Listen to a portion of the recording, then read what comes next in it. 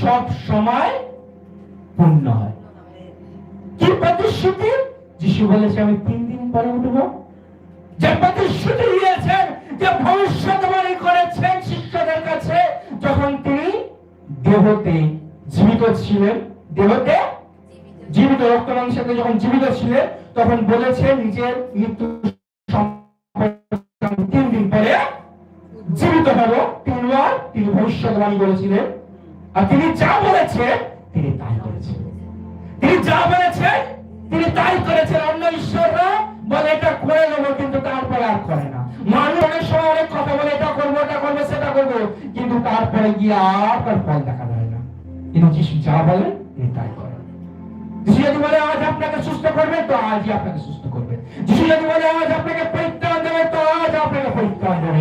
যদি যিশু বলে আপনার আজ ক্যান্সার দূর হবে, তো আজই আপনার ক্যান্সার দূর হবে।